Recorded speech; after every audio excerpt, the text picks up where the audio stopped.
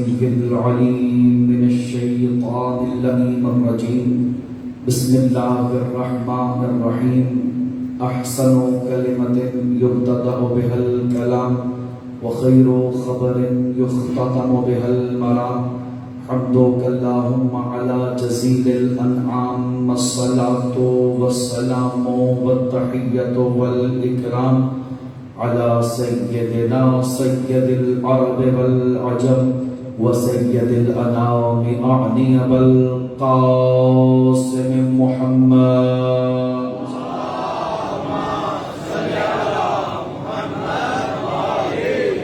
الصلاة والسلام والتحية والإكرام على أهل بيته البررة الكرام ولا سيما علي عليه السلام جازم أعناق النواصب اللئام والذي رفعه علما للإسلام ولا سيما بقية الله المنتظر إمام زماننا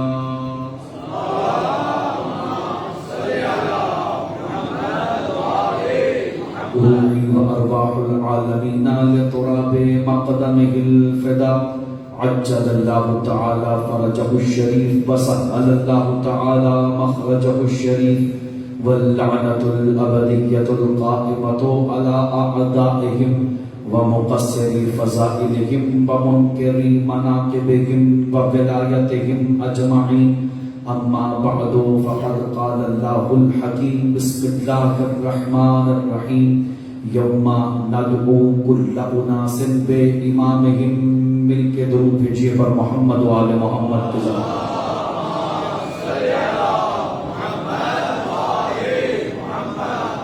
اپنی حاجات کی برابری کے لیے تعجیل ظہور قائم آل محمد کے لیے پھر بھی زحمت صلوات عطا فرمائیں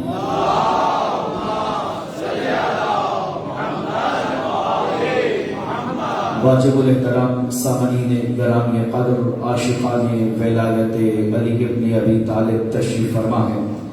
ہر صاحب خرد و عقل گھرانے کا یہ قانون رہا ہے کہ وہ اچھے دنوں میں سے کچھ بچا لیتے ہیں تاکہ کل آنے والے مشکل دنوں میں آسانی ہو سکے، اور یہ ریت ہر صاحب فہم و فراست کے لیے برابر علم عمرانیات میں بھی لکھی جاتی ہے کہ بچت اس لیے ضروری ہے تاکہ کل کی گردش ایام سے جو مشکلات جنم لیتی ہیں ان سے بچا جا سکے۔ تو جب سامعین ایک عام صاحب عقل و فہم و فراست یہ بات جانتا ہے تو خالق کائنات خالق عقل نے بھی اسی تناظر میں قانون بنایا اور قرآن میں آیت بنا کے بھیج دی، بقیت اللہ خیر لکم ان کنتم مؤمنین۔ اللہ نے اچھے دنوں میں 1 سے لے کر 11 استعمال کیے، 12ویں کو بچا لیا تاکہ جب مشکل آئے تو مشکل کشا کا بیٹا بھی تھا۔ آواز آ رہی ہے؟ بقیت اللہ مجھے حکم لکھا، شب جمعہ بھی ہے اور ویسے بھی بقیت اللہ فاؤنڈیشن کے زیر اہتمام، تو میں نے ایک موضوع بھی چن لیا، بقیت اللہ خیر لکم ان کنتم مؤمنین۔ اللہ کا بچایا ہوا تمہارے لیے خیر ہے۔ معبود ہر کسی کے لیے خیر ہے؟ فرمایا نہیں، جو صاحب ایمان ہے اس کے لیے تو خیر ہے، جو صاحب ایمان نہیں ہے اس کی خیر نہیں ہے۔ اللہ کا بچایا ہوا اچھا ہے، معبود ہر کسی کے لیے اچھا؟ فرمایا نہیں، جس کا شجرہ اچھا ہے یہ اس کے لیے اچھا ہے، اور جن کے شجروں میں غلط چمک کے امکانات ہیں بقیت اللہ ان کے لیے ننگی تلوار بن کے نازل ہوگا۔ اللہ کا بچایا ہوا تمہارے لیے خیر ہے اگر تم صاحب ایمان ہو۔ اللہ نے شرط لگا دی، بقیت اللہ سے خیر لینا ہے تو ایمان پیدا کرنا پڑے گا۔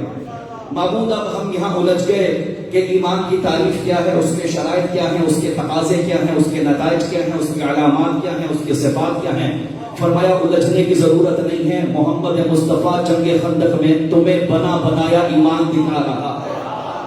توجہ ہے کہ نہیں آپ حضرات کی؟ آؤ چلے اس مرحلے میں جس وقت ایک گستاخ ہاتھ میں تازیانہ اٹھائے ہوئے در مصطفیٰ پہ گستاخی کر رہا تھا، اور رحمت للعالمین کی جبین پہ غضب کے تیور نمایاں ہوئے اور فرمایا کہ کون ہے جو اس کتے کی زبان بند کرے؟ سرکار آپ تو رحمت خدا ہیں، آپ کو یہ اتنا غضب فرمایا اس لیے کہ میں قانون دے کے جانا چاہ رہا ہوں، جو بھی در رسول پہ گستاخی کرے گا اس کو کوئی رعایت نہیں ہے، اور رعایت ہونی بھی نہیں چاہیے۔ اور اس وقت فرمایا کون ہے جو اس کتے کی زبان بند کرے گا؟ ممبر پہ نہ بولتا، اگر رسول نہ بولتے تو۔ برابر میں ایک صاحب کہنے لگے بڑا بہادر ہے، بہت بہادر، بڑا شجاع ہے۔ حضور فرما رہے تھے درندہ ہے، وہ کہہ رہے تھے بہادر ہے۔ جن کی رسول سے ڈکشنری نہیں ملتی ان کی نظر میں اور ہے۔ فرمایا کہ کون ہے جو اس کی زبان بند کرے؟ وہی کھڑا ہوا جسے کھڑا ہونا چاہیے تھا۔ ہر میدان کا مرد کھڑا ہوا، سرکار میں حاضر۔ فرمایا علی تو بیٹھ جا، بڑے بڑے سورما ہیں ادھر ابھی۔ سرکار نے بٹھایا، پھر فرمایا کون ہے؟ پھر علی کھڑے ہوئے، پھر بٹھایا، پھر علی کھڑے ہوئے۔ سرکار جانتے تو آپ ہی ہیں، یہ جرت بس ابو طالب کے بیٹے میں ہے، آپ اٹھے علی کو بٹھاتے کیوں ہیں؟ فرمایا اس لیے کہ جو ادھر ارد گرد بیٹھے ہیں کہ بعد میں شکوہ نہ کرے کہ ہمیں تو علی نے موقع ہی نہیں دیا ہے۔ اور تاریخ بتاتی ہے اس مرتبہ رسالت مآب نے ایک مرتبہ علی کو خیمے میں رکھا، اپنے نالین علی کو پہنائے، علی کے نالین خود سے بتن کیے، اپنی عبا علی کو، علی کی عبا خود پہنی، اپنی قبا علی کو، علی کی قبا خود پہنی، اپنی شمشیر علی کو، علی کی شمشیر خود پہنی، اپنی زرہ علی کو پہنائی، علی کی زرہ خود پہنی۔ یا یوں کہوں محمد علی لگ رہا تھا، علی محمد لگ رہا تھا۔ پورا حلیہ خیمے کی چار دیواری میں تبدیل کر کے مصطفیٰ باہر آئے، صحابوں کا مجمع تھا۔ آپ نے سارا علی محمد کی شکل میں بدل دیا، سارا محمد علی کی شکل میں بدل دیا، لیکن مجمع میں اپنی دستار اتاری، علی کے سر پہ رکھی، علی کا امامہ اتارا، اپنے سر پہ رکھا۔ سرکار ہر شے جب اندر تبدیل کر دی تو امامہ باہر کیوں؟ فرمایا اس لیے کہ میرے جانے کے بعد جھگڑا جوتیوں پہ نہیں ہوگا، بحث دستار پہ ہوگی۔ اور میں سب کے سامنے دستار تبدیل کر کے بتا رہا ہوں، میری دستار کا جو دنیا میں وارث ہے وہ علی ہے، اور میری رحلت کے بعد بھی وارث دستار علی ہے۔ اور پھر میرے مولا جب نکل رہے تھے تو رسول نے، یہ صحیح بخاری کی روایت ہے، لقد بارز الایمان کلہ الی الکفر کلہ، کل ایمان جا رہا۔ ایک جملہ کہہ دو، یہاں آپ کے مزاج بڑے بھلے محسوس ہو رہے ہیں۔ آپ نے سنا ہے نا چشتی صاحب نے کہا شاست حسین، بادشاست حسین، دینست حسین، دیپناست حسین۔ چشتی صاحب نے فرمایا کہ حسین ہے دین، علی نے فرمایا، رسول نے فرمایا کہ علی ہے ایمان۔ تو جو اب علی اور حسین سے جھگڑا کرے وہ بے ایمان بھی ہے، بے دین بھی ہے۔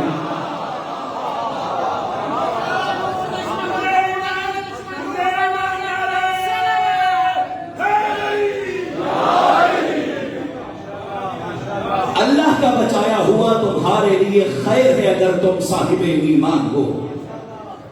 اور سامعین، ہم نے حاجی جلیل پر پروگرام تقریباً 50 قسطیں ہو گئی سہلا سے، جو جہاں میرے مولا ظہور فرمانے کے بعد میرے سرکار کا گھر ہوگا، مسجد سہلا، وہی ہیڈ کوارٹر ہوگا، وہیں سے میرے مولا ساری کائنات میں امور تقسیم فرمائیں گے۔ ہمیں شرف حاصل ہے کہ 1 سال سے اسی مسجد سے لائیو امام زمانہ کی معرفت کا پروگرام کر رہے ہیں۔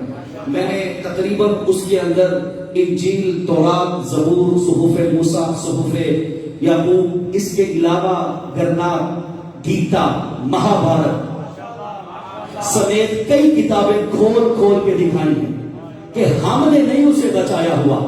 ہر کتاب میں لکھا ہے کہ کائنات کی آخری قسط کا وارث حسین کا بیٹا ہوگا۔ اس سلسلہ وار حیات کی آخری قسط یوسف زہرا کے ہاں۔ میرے بچے ذہن میں سرچ کیجئے گا، لکھنے یہ بات، کال کی اوتار، یہ مہابھارت اور گیتا کے اندر میرے سرکار کا نام ہے۔ اس میں لکھا ہے کرشن اپنے 10ویں روپ میں ظاہر ہوگا اور دنیا سے ہر برائی کو ختم کرے گا۔ اس کا نام کیا ہوگا؟ کال کی اوتار۔ اب جائیے جا کے انجیل میں یوحنا لاہوتی منام کے چیپٹر نمبر 3 کے اندر موجود ہے کہ ایک بار کلیت اٹھے گا جو فاران کی پہاڑیوں سے اٹھے گا، اس کے بعد یہ زمانہ ظلم و جور سے پر ہوگا۔ تورات کہتی ہے پھر اس کی شکل والا ایک اور بار کلید اٹھے گا اور اس کا نام امام زمن ہوگا. یہ بات میں نے کیوں کی کہ تمام مذاہب کا مشترکہ عقیدہ ہے مہدویت، لیکن شرارت پھر بھی مسلمانوں کے مقدر میں ہے. ایک جملہ بھی رضوی صاحب نے کچھ دن پہلے کا بڑا چلا وہ کہ حسین کو ہر مذہب مانتا ہے لیکن یزید کو رضی اللہ بس مسلمان کہتے ہیں. بہنا توجہ حضرات، شرارت بس مسلمان کا مقدر. میں نہ بات کہتا اگر یہ میری غیرت کا مسئلہ نہ ہوتا، اس لیے کہ اگر تم امام زمانہ پہ بات کرو گے تو ہم وہ زمانے گدی سے کھینچ لیں گے. یہ میری غیرت کا مسئلہ ہے. جہنم سے آواز آئی جب نا یہ بڑا وائرل ہوا کلپ، جہنم سے آواز آئی کہ شیعوں کا امام پتہ نہیں کس غار میں چھپا ہوا ہے، نعوذ باللہ، اور اگر وہ زندہ ہے تو اس کا فون نمبر ہمیں دیجیے. حضور ہر کسی کا امام غار میں نہیں چھپتا.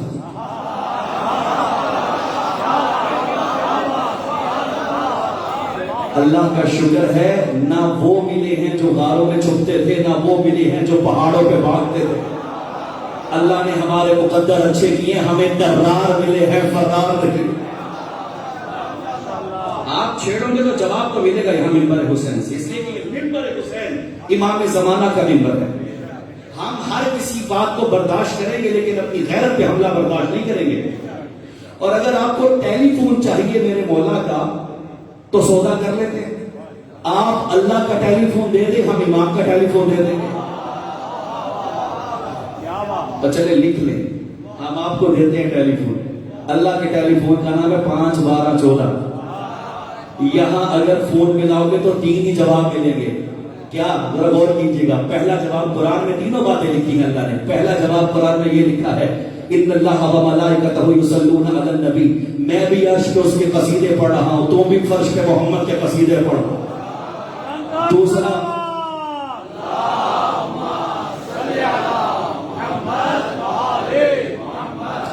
جواب ملے گا،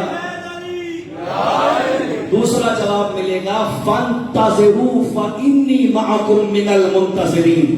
تم بھی انتظار کرو، میں رب بھی انتظار کر رہا.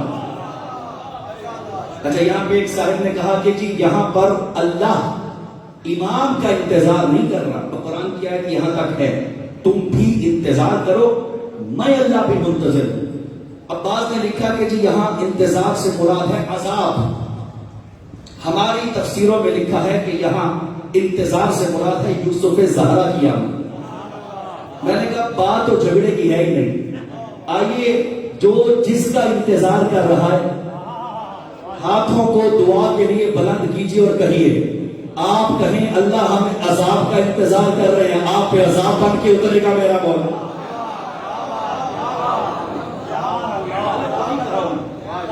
تیسری بات بھی آپ کو سننے کی ملے گی، لعنت اللہ علی الکاذبین. میں بھی آل محمد کے دشمنوں پہ تبرہ کرتا ہوں، تم بھی زمین پہ تبرہ کرتے ہو.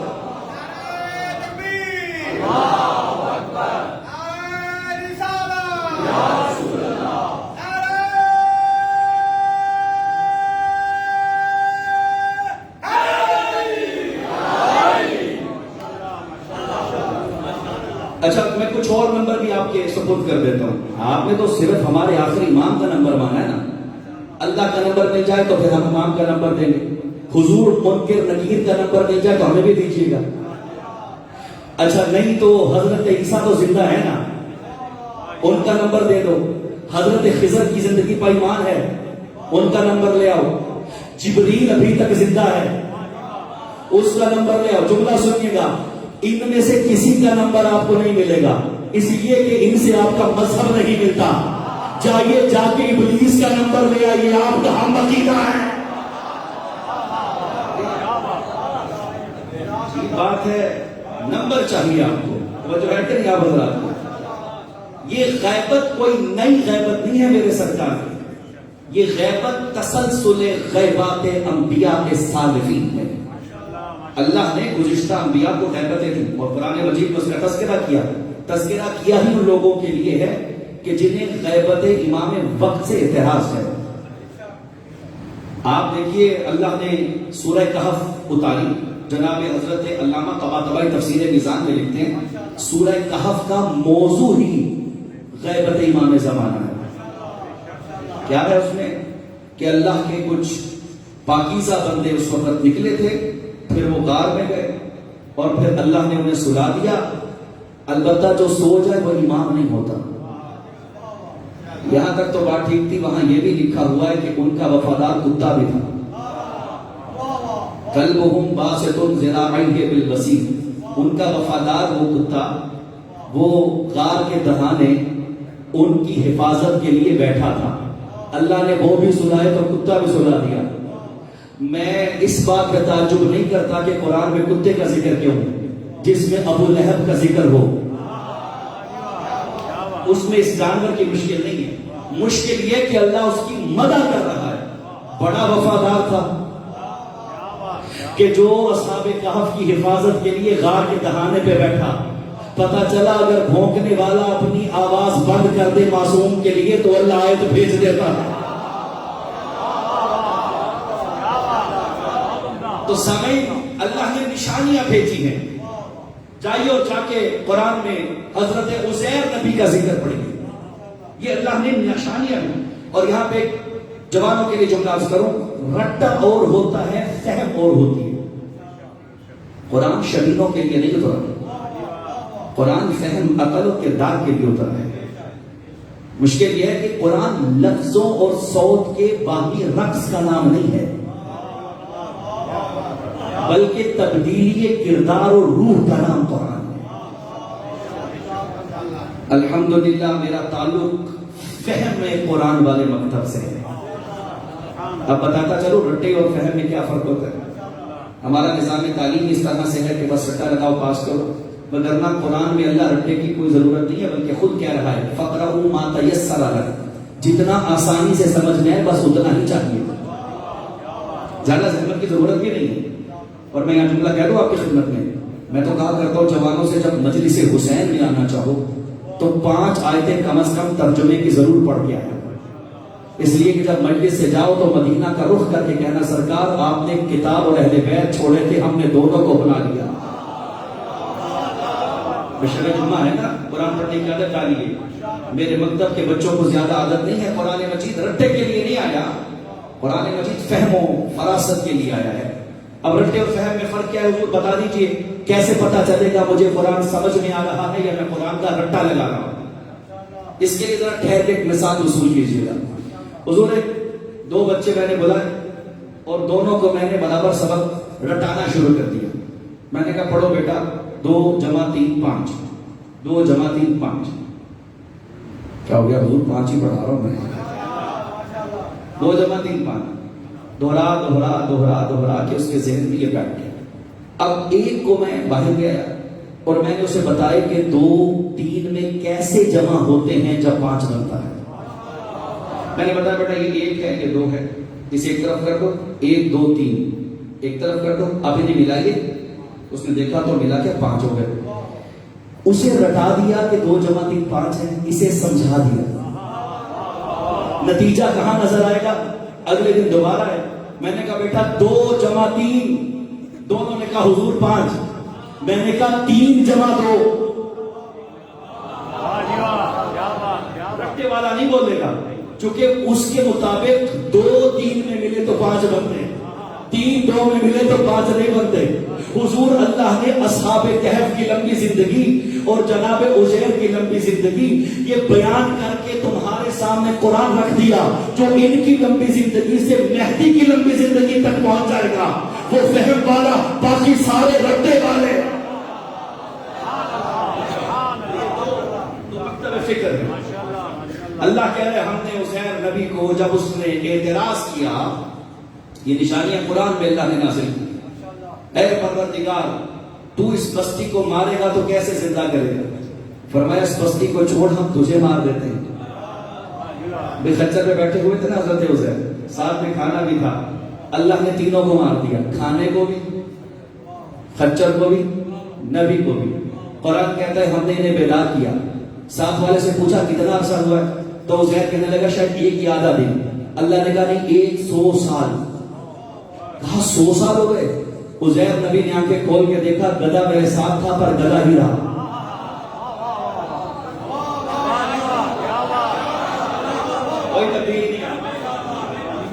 اللہ جسے چاہے لمبی زندگی، تو جو ہے نا حضرات، جسے چاہے لمبی زندگی عطا فرمائے۔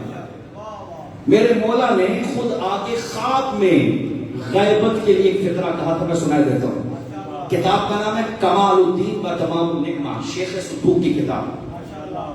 شیخ صدوق کی یہ کتاب، شیخ صدوق فرماتے ہیں میں رے شہر میں تبلیغات کے لیے گیا ہوا تھا، اور اس وقت مجھے خواب میں نے دیکھا، اپنے اہل و عیال سے دور پریشان حال، میں خواب میں دیکھ رہا ہوں کہ میں خانہ کعبہ میں محو طواف ہوں، یعنی اسی دوران ایک چاند چہرہ میرے ساتھ ساتھ طواف کر رہا ہے۔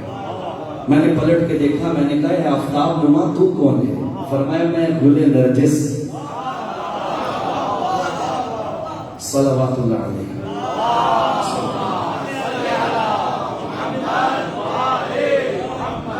ہمارے بھی کبھی نصیب ہوں گے ہم سرکار کو دیکھیں گے۔ فرمایا میں گل نرجس، تو جناب صدوق ایک جملہ کہہ رہے تھے، میں نے اپنا وعدہ وفا کر دیا، میں نے اپنا میثاق نبھا دیا۔ فرمایا صدوق تو نے اپنا وعدہ نہیں نبھایا۔ کہا سرکار کون سا وعدہ؟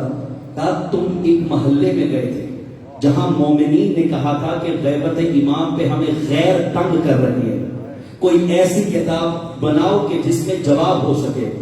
امام نے فرمایا صدوق کل صبح سے کتاب لکھنا شروع کر، مضمون میں بتاتا ہوں۔ کیا مولا؟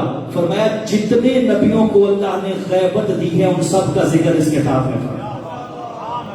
لہٰذا یہ آج کی مجلس سمجھیے حکم امام کے آپ کی خدمت میں پڑھ رہا ہوں، یعنی نبیوں کی غیبت سمجھ میں آ جائے گی تو یہ آسان ہو جائے گا، کیونکہ اللہ سنتوں کو دوبارہ دہراتا ہے، یہ خدا کی سنت ہے کہ وہ دوبارہ دہراتا ہے۔ میرے امام ششم ارشاد فرماتے ہیں کتاب کا نام کمال الدین،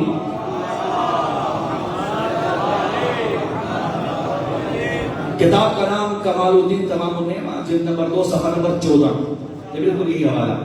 وہاں میرے امام ارشاد فرماتے ہیں کہ اِنَّ فِي یوسف لَشَبَهًا مِنَ الْقَائِمِ فَقْرَؤُوا مِنَ الْكِتَابِ مَا قُصَّ لَكُمْ۔ میرے مولا نے فرمایا جسے غیبت مہدی سمجھ میں نہ آئے اسے سورہ یوسف پڑھاؤ۔ یہ علاج ہے اس شخص کا جسے مہدی سمجھ میں نہیں آتا۔ اور سرکار نے فرمایا کہ حکم ہے کہ یوسف کے قصے کو دھیان سے پڑھو، اس میں وہ سب ہے جو امام زمانہ کے ساتھ ہوا۔ ابھی حکم بھی ہو گیا امام کا، تو اجازت ہے میں ذرا تھوڑا سا قصہ یوسف کا کہہ دوں۔ یہ تنہا یوسف کا قصہ وہ قصہ ہے جو اللہ نے پراگندہ شکل میں نہیں اتارا، ترتیب کے ساتھ سورہ یوسف میں مرحلہ بہ مرحلہ لکھ دیا ہے۔ قرآن کہتا ہے تمہیں احسن القصص سناتے ہیں۔ قرآن کہتا ہے کنعان کے شہر میں ہم نے یعقوب کی جھولی میں ایک چاند چہرہ اتارا، یوسف نام رکھا اس کا۔ اس کے ساتھ انہیں حسد ہو گیا جو عرصے سے نبی کے ساتھ رہتے تھے۔ میں نے تو یوسف پڑھتے جانا ہے، انہیں اس لیے یوسف اچھا نہیں لگتا تھا چونکہ نبی یوسف سے زیادہ پیار کرتے تھے۔ ان کے دل میں حسد یوسف بڑھنے لگا۔ کہنے کو تو وہ بھی صحبت نبی میں رہتے تھے پر ان کی ماں اچھی نہیں تھی، اس لیے کہ جس کی ماں کو یوسف سے حسد ہو جائے ان کے بچے بھی حاصل ہوتے ہیں۔ یوسف کی آیت میں نشانی ہے، اور جملہ سنتے جائیے گا۔ میرے مولا قرآن کی آیت ہے نا، ام یحسدون الناس علی ما آتاہم اللہ من فضلہ، کہ کچھ لوگ کچھ لوگوں سے حسد کرتے ہیں چونکہ ان دوسروں کو اللہ نے اپنا فضل عطا کیا ہوا۔ میرے مولا فرماتے ہیں نحن المحسودون، ہم 14 سے کائنات حسد کرتی ہے، اس لیے فرمایا لا نحسدو، ہم کسی سے حسد نہیں کرتے، لوگ ہم سے حسد کرتے ہیں چونکہ حسد اس سے کیا جاتا ہے جس کے پاس اس سے بہتر ہو۔ اللہ نے ہم 14 سے بہتر کسی کو کچھ عطا ہی نہیں کیا۔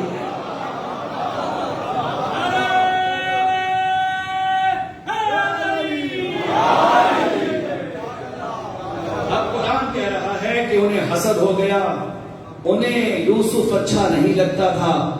قرآن کہتا ہے ان حاسدین نے سازشیں کرنا شروع کر دی۔ اب قرآن کہتا ہے 11 نمبر آیت میں فلما ذهبوا به واجمعوا ان يجعلوه في غيابات الجب، قرآن کہتا ہے انہوں نے یہ سازش کھیلی کہ نبی سے یوسف کو دور کریں گے اور پھر اجماع کیا کہ اسے کنویں میں ڈالیں گے. قرآن کے ساتھ ساتھ اتنا پڑھا میں نے. اجماع ہو گیا نبی سے دور کریں گے اسے کنویں میں ڈالیں گے. اللہ کہہ رہے ہیں انہوں نے یوسف بیچ دیا, ہم نے یوسف کو کنعان سے غائب کر دیا. یہ ہے اس یوسف کی غیبت کی شروعات. یعنی پتہ چلا جب معاشرہ حجت کے خلاف ہو جائے تو سنت خدا یہ ہے کہ حجت کو غائب ہونا پڑتا. ادھر یوسف غائب ہوا, ادھر دو لوگ سامنے آئے, دو گروہ نمودار ہوئے. ایک کا سربراہ یعقوب, دوسرے کا سربراہ یہودا. غیبت حجت میں دو ہی قسم کے لوگ ہوتے ہیں. جو یہودا ہے اس کا مسلک اور تھا, یعقوب کا مسلک اور تھا. یعقوب یوسف پہ روتا تھا, یہودا کو یوسف کا عزادار اچھا نہیں لگتا تھا.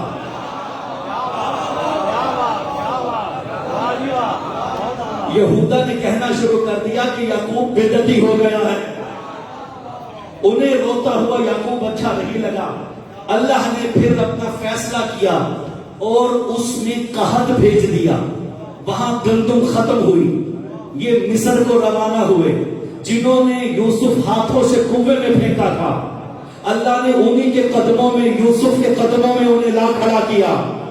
پتا چلا جب مشکل پڑتی ہے تو یوسف کے قدموں میں آنا پڑتا ہے. مصر میں یوسف کو بادشاہ بنایا. یہ نہیں جانتے تھے کہ یوسف ہمارا بھائی ہے, پر ان سے مل رہا تھا. میرے امام فرماتے ہیں اسی طرح ہو سکتا ہے تمہارے وقت کے امام سے ملاقات ہوتی ہو پر تمہیں اس کی معرفت نہ ہو سکتا ہے تم نے حج پہ کبھی امام کو دیکھا ہو سکتا ہے کبھی زیارت قبر حسین پہ دیکھا ہو, اور ظہور کے وقت تو کہ سرکار آپ کا چہرہ تو کئی بار دیکھا ہو. وہ سارے قحط سالی میں یوسف کے پاس گئے.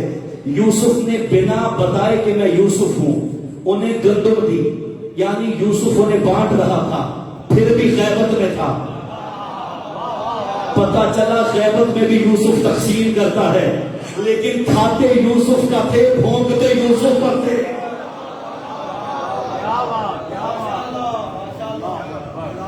ادھر یوسف کا عزادار اتنا رویا, اتنا گریا کیا. وَبْيَضَّتْ عَيْنَاهُ مِنَ الْحُزْنِ. قرآن کہہ رہا ہے روتے روتے چشمے یعقوب اندھی ہو گئی. پھر ہم نے یوسف کا ظہور کرایا. اب بات میں تربیت کی بھی تو ہو جائے نا. شب جمعہ معلوم پڑا غائب یوسف اس وقت تک نہیں لوٹتا جب تک یعقوب کی طرح رو رو کی آنکھیں اندھی نہ کر لی جائے. اللہ نے یوسف کو پلٹایا. اب سمجھ, خدا نے یہ فیصلہ کیا ہے کہ غائب یوسف خود نہیں آئے گا, اسے بلانا پڑے گا. ایک جملہ اور کہہ دو, یوسف لوٹ کے کنعان میں واپس نہیں آیا, بلکہ پورا کنعان اٹھ کے یوسف کے قدموں میں چلا گیا.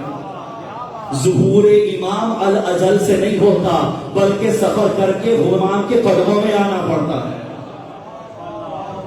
یہ سنت خدا بند متعال ہے. سامنے یہ جو سالانہ مجلس حسین ہوتی ہے دراصل ایک سفر ہے جو خیمہ امام کی طرف چل رہا ہے.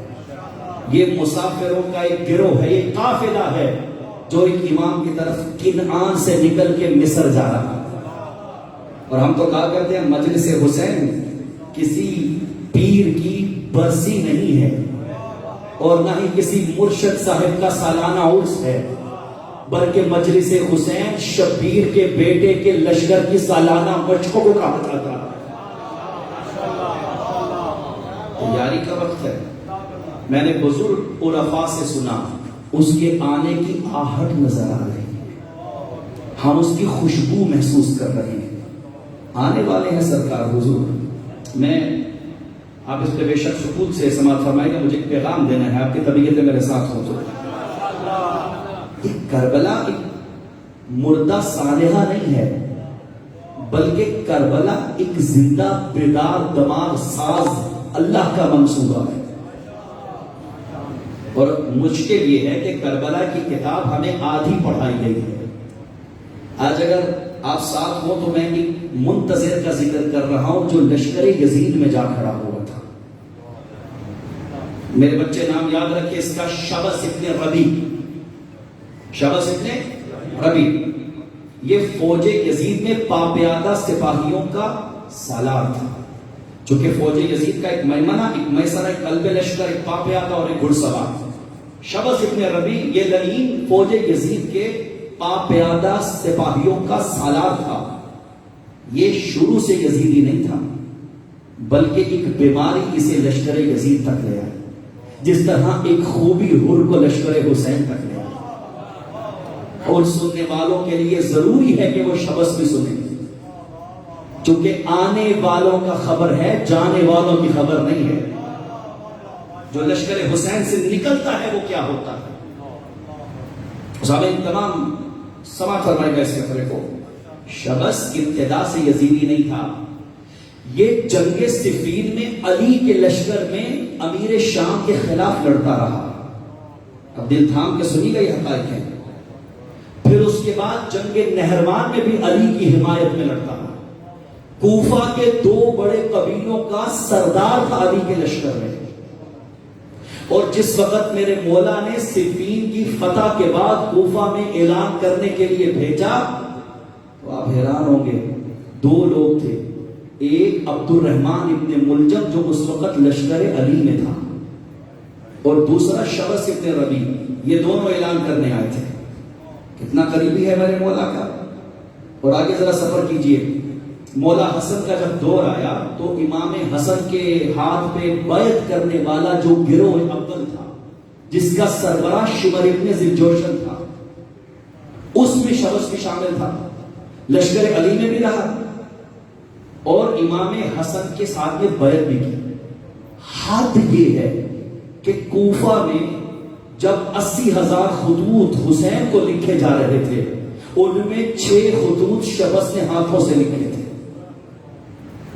اور شبس نے اس میں لکھا تھا کہ حسین آ جاؤ، کوفہ تیرے لیے تیار ہو گیا ہے. اپنی زبان میں بات کرو.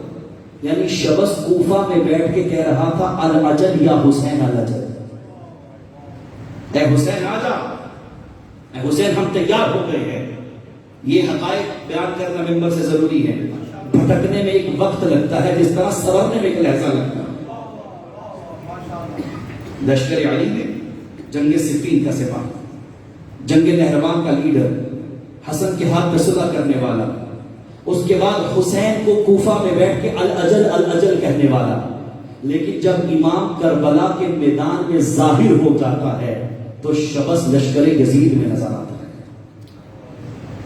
اب میرے جوانوں کے ذہن میں سوال تو بیدار ہے نا، حضور اتنی خطرناک بات ایسا بھی ہو سکتا ہے؟ جی، العجل کہنا اگر کافی ہوتا تو شبس حسین کا حمایتی ہوتا.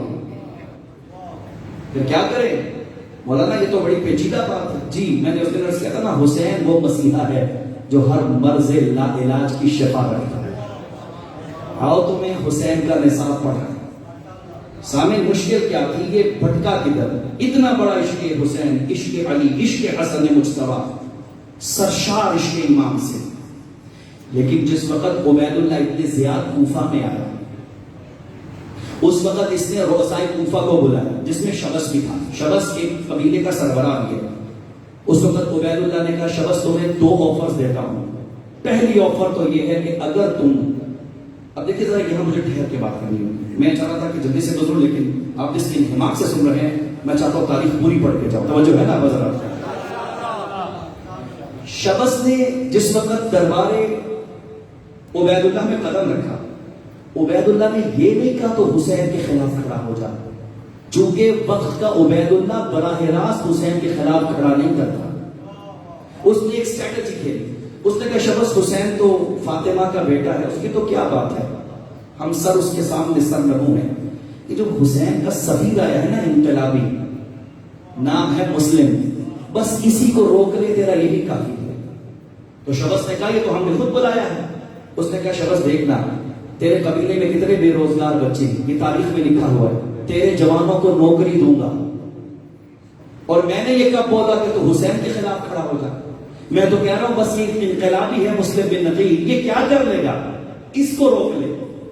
پھر اس کے بعد شبس نے کہا یہ ناکافی ہے، پلٹ کے کہنے لگا میں تجھے ایک ترازو میں رکھوں گا، دوسرے ترازو میں سونا اور جواہرات رکھوں گا، تیری قیمت برابر تجھے تولوں گا۔ بس شبس اسی وقت سے یزیدی ہو گیا۔ تو حضور کیا ہوا؟ معلوم پڑا تنہا دعوی محبت کافی نہیں ہے امام وقت کے لیے، اپنے دل کی اتنی صفائی کرو کہ ہزاروں کروڑوں بھی عبید اللہ تو ان سے ٹکرا کے لشکر امام میں داخل ہو سکے۔ اچھا یہ تو ہوگی مشکل اور واقعہ۔ مولانا اب ہمیں کیسے پتا چلے کہ الاجل کے بعد ہم اپنے امام کے لشکر میں جائیں گے؟ اور اس جملے پہ کوئی ناراض ہوا تو میں پہلے پیشگی معذرت کر دوں، لیجیے آپ کو ایک ٹیسٹ لکھ کے دیتا ہوں، ٹیسٹ کرائیے تو پتا چل جائے گا شبس والی بیماری ہے یا نہیں ہے، اور اگر اس ٹیسٹ میں پاس ہوئے تو مطمئن ہو جائیے کہ آپ لشکر امام کے سپاہی نظر آئیں گے۔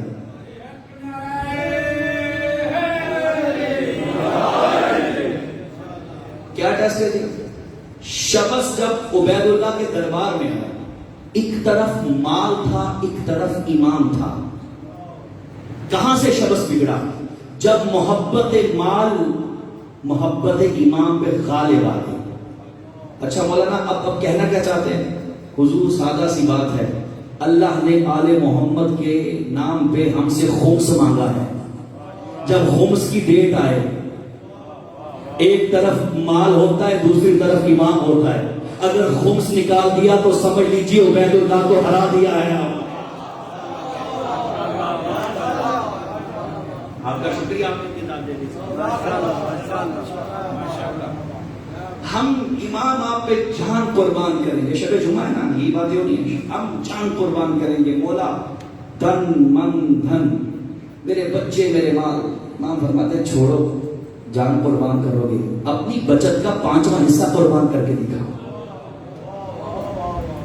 اور یہ میں واضح لفظوں میں آپ کی خدمت میں عرض کروں، قرآن کہہ رہا ہے ما سالککم فی سقر، جب اہل جنت اہل جہنم سے پوچھیں گے تم جہنم میں کیوں داخل ہوئے، تو اس وقت اہل جہنم کہیں گے لم نک من المصلین، ایک تو وجہ یہ کہ ہم نماز نہیں پڑھتے تھے، دوسری لم نک نطعم المسکین، ہم آل محمد کا خمس نہیں دیتے تھے۔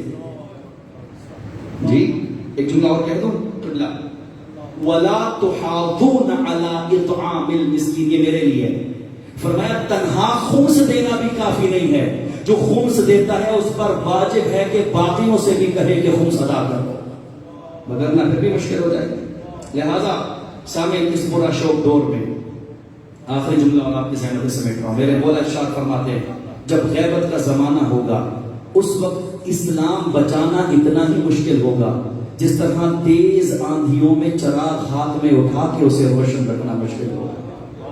انسان صبح گھر سے نکلے گا ایمان میں واپس لوٹے گا تو کفر کی حالت ہے۔ سب سے بڑی چیز جو آپ کو ایمان کے قریب لے جائے گی وہ لالچ و حرص و طمع کو دل سے نکالنا ہے۔ اور سامعین وگرنہ پورا کوفہ محبت کرتا تھا علی سے، یہ کیا ہوا کہ سب تماشا دیکھنے آ گئے علی کی بیٹیوں کا۔ العجل کہنے والے اپنے آپ کو اتنا پاکیزہ بنا کے زینب کے قاتلوں سے مقابلہ کرنے کی طاقت حاصل کی۔ عزیزان مظلوم کربلا، ہم تو آنسو کی تکلف سے بہاتے ہیں، امام زمانہ فرماتے ہیں شیعوں تم مصائب سن کے آنسو بہاتے ہو، میں خون رویا کرتا ہوں۔ اجرکم علی اللہ۔ عزیزان مظلوم کربلا، مجھے ماتم کرنا ہے اس شہزادی کا جو حسین کے سینے کا تعویذ تھی، وہ بچی جو حسین کی مجبوری تھی رونے والوں۔ حسین فرماتے تھے مجھے اس گھر میں سکون نہیں آتا جس گھر میں رباب و سکینہ موجود نہ ہو۔ ایک عالم دین نے واقعہ پڑھا کہ ان کے دوست بتاتے ہیں کہ ہم نے غلطی سے اپنی زوجہ کو ایک تماچا دے مارا اور وہ اہلیہ کچھ دن تک ہم سے ناراض رہی۔ میں بار بار اس واقعے کو پڑھتا ہوں، یہ درد کا ایک طوفان ہے عزیزانو۔ میں نے کچھ دنوں کے بعد ناراض اہلیہ سے عرض کیا کہ ہو گیا معافی چاہتا ہوں۔ اس نے کہا مارنے کا مسئلہ نہیں ہے، لیکن جب آپ نے تماچا مارا تھا تو میری چھوٹی بچی دیکھ رہی تھی۔ آپ جب گھر میں داخل ہوتے ہیں تو بچی صحن کے ایک طرف منہ پہ ہاتھ رکھ کے بیٹھ جاتی ہے. عزاداروں میں سوال پوچھوں، جن کی ماؤں کو کوفہ سے شام تک تازیانے مارتے آئے، جن کی ماؤں کو نامحرم تماچے مارتے آئے، وہ سکینہ کس طرح آرام سے سفر کر سکتی تھی؟ عزاداروں جب 11 محرم کو یہ قافلہ نکلا ہے نا، ارباب مقتل نے لکھا ہے اونٹ ایک دوسرے کو اشارہ کر رہے تھے ذرا آرام سے چلنا، محمد کی بیٹیاں بیٹھی ہوئی ہیں. جانوروں کو خیال تھا کہ مصطفیٰ کی شہزادیاں ہماری پشت پہ سوار ہیں. رونے والوں جو ابھی تک نہ رو سکا جملہ سنو گے.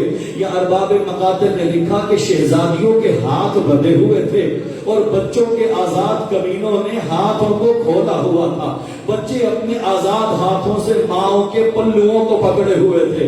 جب اونٹوں نے تیز رفتار میں چلنا شروع کیا تو عزاداروں بچے کبھی اس طرف پھلکتے تھے کبھی اس طرف لڑکتے تھے. یا ایک مرتبہ کسی بچے کا دایاں ہاتھ چھوٹتا تھا تو آواز آتی واہ عباسا، عباس دیکھ میرا بچہ زمین پہ گر جائے گا. عزاداروں یا ایک مرتبہ تاریخ نے منظر لکھا، مسلم کی بیٹی ہے فاطمہ، اس بچی کا دایاں ہاتھ بھی چھوٹ گیا، بایاں ہاتھ بھی چھوٹ گیا.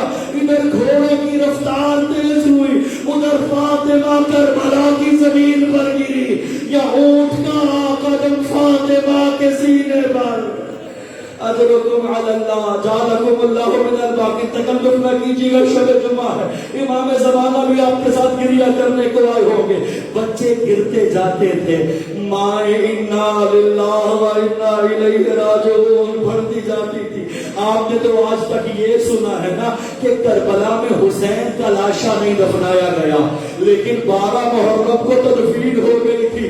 مجھے نہیں پتا جو بچے رستے میں گرے انہیں دفنایا بھی گیا یا نہیں دفنایا گیا.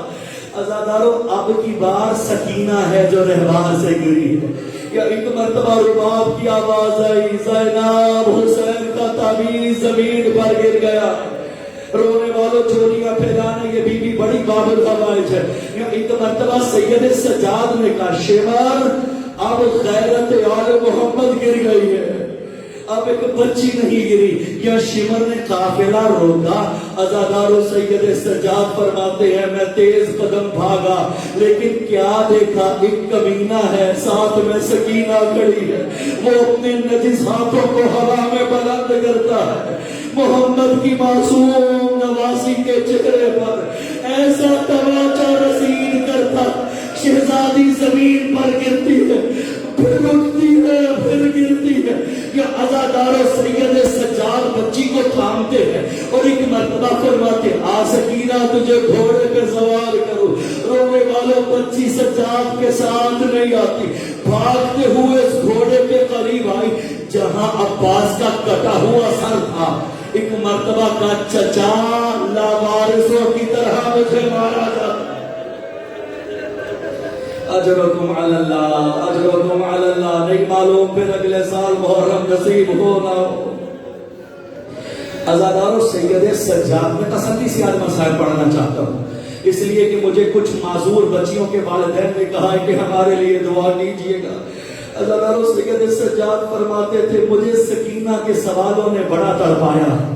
جب شام ڈھلتی تھی نا تو بچی میری جھولی میں آ کے پوچھتی تھی بھیا یہ پرندے کدھر کو جاتے ہیں؟ میں کہتا تھا بہنا یہ رات کو اپنے گھونسلوں میں جاتے ہیں. تڑپ کے کہتی تھی بھیا کیا سکینہ بھی جائے گی مدینہ؟ اسی لیے جب قبر سکینہ سے الوداع کیا سید سجاد نے فرمایا معاف کرنا سکینہ ہم مدینہ جا رہے ہیں. اجرکم اللہ. آپ تھک رہے عزادارو تکلف مت کیجیے گا، 2 جملے اور پڑھتے ہیں مجھے. عزادارو بڑا روئی ہے حسین کی بیٹی. روئے کیوں نہ، حالت یہ تھی کانوں سے لہو بہ رہا ہوتا تھا، ہاتھوں میں رسیوں کے نشان.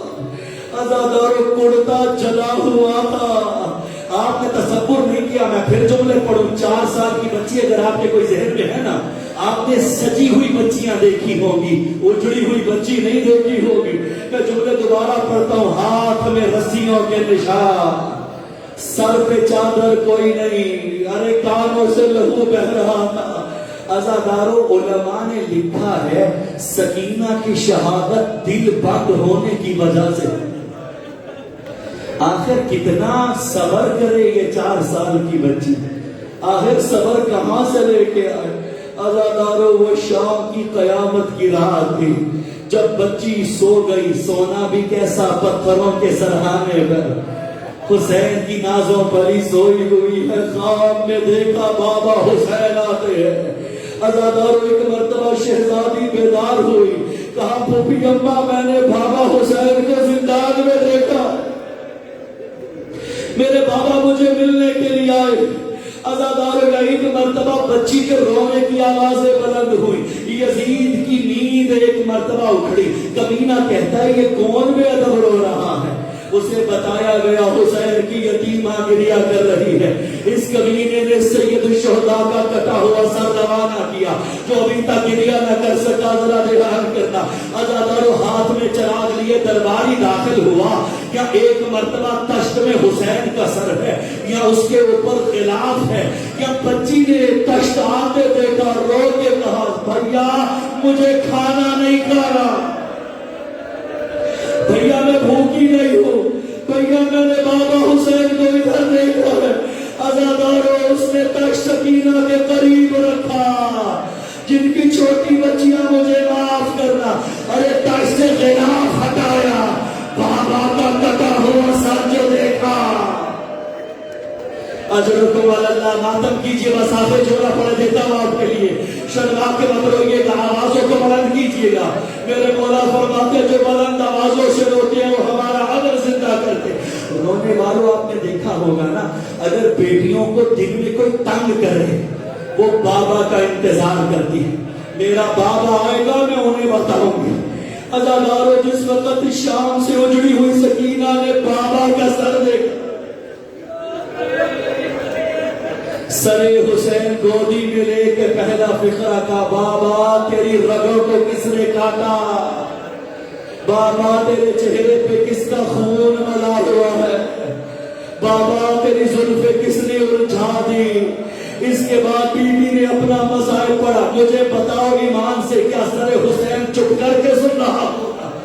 فرمایا بابا جو تمہیں دور پہنائے تھے کمینے لوٹ کے لے گئے, بابا تیری شہزادی کو تماچے مار گئے, بابا تیری سکینہ کے ہاتھ باندھے گئے, بابا مجھے صدقے کی کھجوریں ملتی ہیں, بابا شام میں مجھے پتھر مارا. یا رونے والے شہزادی نے اپنے لبوں کو لبے حسین پہ رکھا. یا سید سجاد نے سکینہ کا شانہ ہلایا, آواز دی پھوپھی اماں رباب کو سنبھالو, اصغر کی بہن شام میں مر گئی.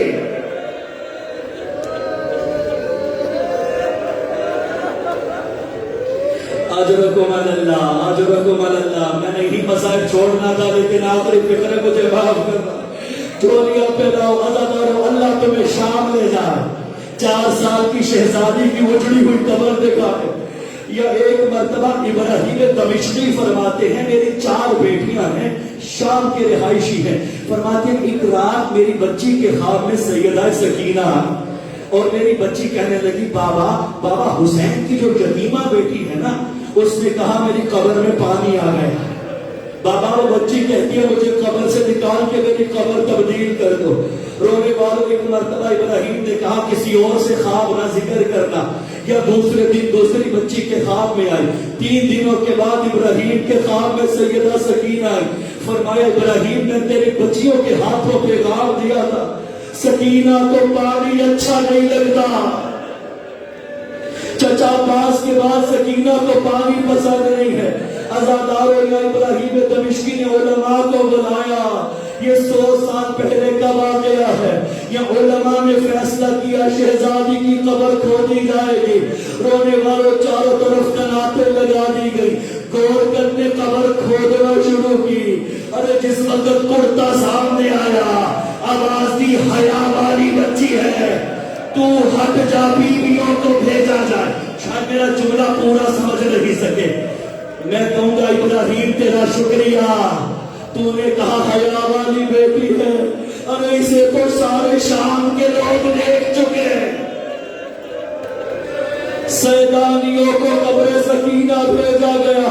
ابراہیم کہتا ہے میری بچی چلاتی ہوئی آئی, بابا بابا بچی نے کفن نہیں پہنا. بابا بچی کا چلا ہوا کرتا ہے, بابا بچی کے چہرے پہ خون کے نشان. بابا آج کے بعد کوئی یہ مصائب نہ پڑے کہ اس سکینہ کو غسل دیا گیا.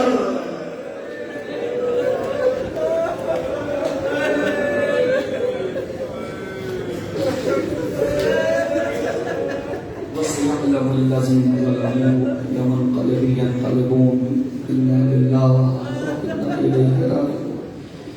بَرِلَهَا جن کی بچیوں کے لیے کہا گیا معذور ہے, علی ہے, بیمار ہے. آل محمد کی عظمت کا واسطہ تمام بچوں بچیوں کو صحت کاملہ و عاجلہ عطا فرما. معبود ان بہتی ہوئی آنکھوں کا واسطہ ہمیں وقت کے امام کے آوان و انصار میں شمار فرما. پروردگار کاروان مقدس ایمان زمانہ کا ہمیں حصہ قرار فرما. یوسف زہرا کے ظہور میں تعجیل فرما. دل امام کو اعمال سے راضی و خوشنود فرما. بار الہ طمع و لالچ کی بیماری کو دور کر کے نصرت ایمان کی طاقت ہمیں عطا فرما. بار الہ صدقہ محمد و آل محمد حاضرین کی کئی دعائیں ان کے دل میں اس وقت مضطرب ہیں. کوئی بے روزگار, کوئی پریشان حال, کسی کا کوئی بیمار, کسی کے امتحان کے سلسلے میں دعا ہے. معبود تمام کی حاجتیں قبول و منصور فرما. تمام دعاؤں کی دعا پروردگار امام وقت کے ظہور میں تعجیل فرما. علماء و مراجع کا سایہ تادیر قائم و دائم فرما. مملکت خدا داد پاکستان کو تحفظ و ترقی عطا فرما. معبود حاضرین کے مرحومین, بانیان مجلس کے مرحومین, شہدائے ملت جعفریہ اور تمام کی مغفرت فرما. کہ جملہ گناہان صغیرہ و کبیرہ معاف فرما. انہیں اعلیٰ علیین میں جگہ عطا فرما. تمام دعاؤں کو بارگاہ اقدس پناہ میں شرف قبولیت عطا فرما. ربنا تقبل منا انك انت السميع العليم. آمین یا رب العالمین. بحق فاطمة وابیها وبعدها وبنیها والسر المستودع فيها. جملہ مرحومین مرحومات شہداء ملت جعفریہ اپنے مرحومین اور بانیان مجلس کے مرحومین کے لیے سورہ مبارک الفاتحہ.